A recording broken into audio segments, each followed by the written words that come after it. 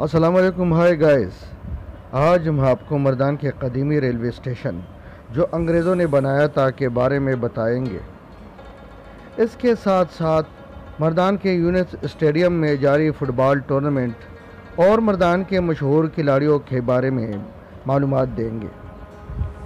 تو چلے شروع کرتے ہیں. مردان ریلوے اسٹیشن انگریزوں کے دور سے مال گاڑیوں اور مسافروں کے کام آتا رہا.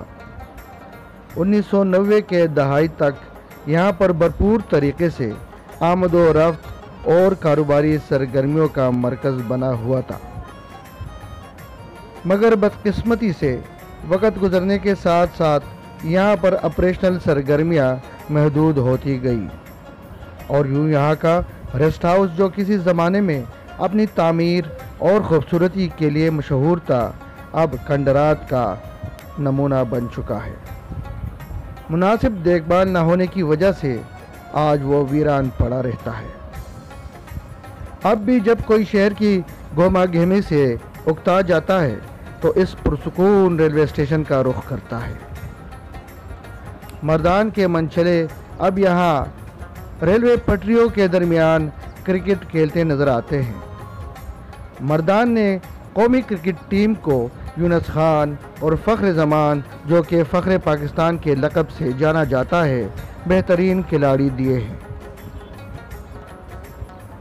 آج کل مردان کا یونس اسٹیڈیم کھیلوں کا مرکز بنا ہوا ہے. کرونا کے خاتمے کے ساتھ ہی یہاں پر مقامی فٹ بال کے میچ شروع ہو چکے ہیں.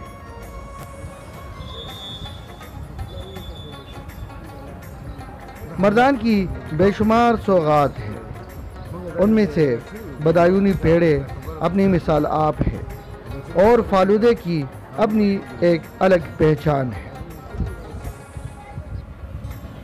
اگر آپ کبھی مردان تشریف لائیں تو فالودے سے ضرور لطف اٹھائیے گا. مردان ایک مہمان نواز اور ملنسار شہر کے نام سے جانا جاتا ہے. مردان کے ارد گرد بہت سے قیمتی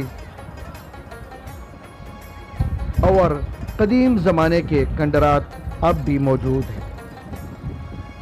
یہاں پر سیاح دور دور سے اسے دیکھنے کے لیے تشریف لاتے ہیں.